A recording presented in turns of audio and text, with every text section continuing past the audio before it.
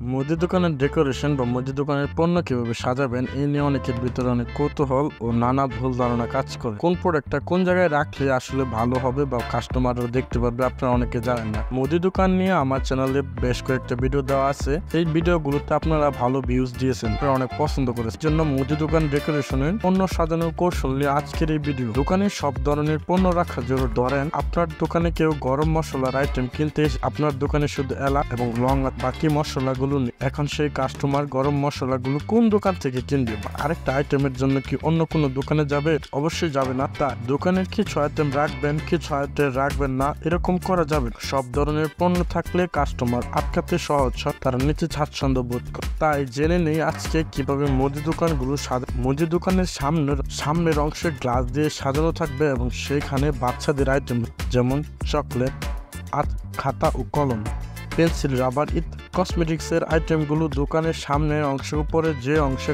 লাগা সেই অংশে রাখ। এই আইটেমগুলো কাস্টমারদের চোখে পড়বে এমনভাবে সাজে, যেমন lipstick, face powder, makeup, conditioner, shampoo for hair, সাবান ও বডি লোশন, মেহেদি, আয়না দোকানের সামনের অংশে হরেক রকমের ছোট প্যাকেট দিয়ে ঝুলিয়ে রাখতে হবে, যেমন বিস্কুট প্যাক, ঢালবাজ, শ্যাম্পুর প্যাক, চেনাচুর প্যাক।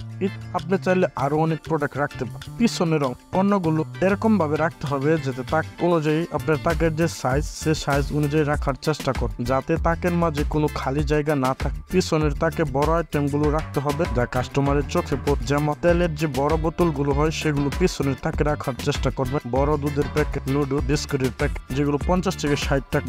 কাস্টমারের দৃষ্টি সীমার মধ্যে যে পণ্যগুলো থাকবে সেগুলো হল কসমেটিক্স আইটেম। নতুন দোকান আসলে নতুন যে পণ্য, বাচ্চাদের কোনো পণ্য যে পণ্যে অফার থাকে সেগুলো, আইসক্রিম, কোল্ড ড্রিঙ্ক, বিস্কুট বা চেনা। ভেতরের অংশে যে পণ্যগুলো কাস্টমার সবসময় কিনে বা যেগুলো নিত্য প্রয়োজনীয় জিনিস তা কাস্টমারের দৃষ্টির বাইরে থাকলে কোনো সমস্যা নেই, কারণ কাস্টমার গুলো যা চাইবে তারা এমনিতেই চায়। সেই প্রোডাক্ট গুলো হলো ডাল, চাল, পেঁয়াজ, রসুন, আদা, ময়দা, তেল, তরল দুধ বা পাউডার দুধ, সব ধরনের মশলা, এগুলো প্রতিদিন রান্নার কাজে ব্যবহার হয়।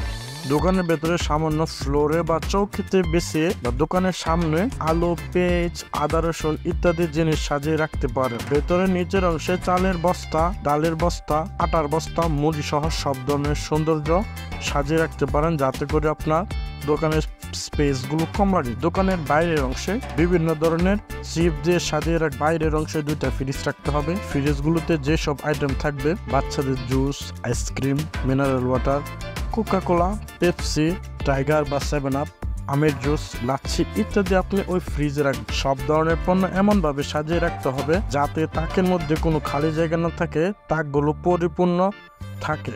মুদি দোকানে কয়েকটা পণ্য নিয়ে ব্যবসা করতে গেলে কাস্টমার ধরে রাখা সম্ভব হয় না, তাই কেউ মুদি ব্যবসা শুরু করতে চাইলে অবশ্যই সব ধরনের পণ্য রাখা দরকার। মোটামুটি সব ধরনের পণ্য নিয়ে ব্যবসা করতে চাইলে মূলধন বিনিয়োগ করতে হবে, তাই এর জন্য 4 থেকে 6 লক্ষ টাকা খরচ হতে পারে। এই ছিল আজকের মুদি দোকান ডেকোরেশন বা সাজানো নিয়ে একটা ভিডিও।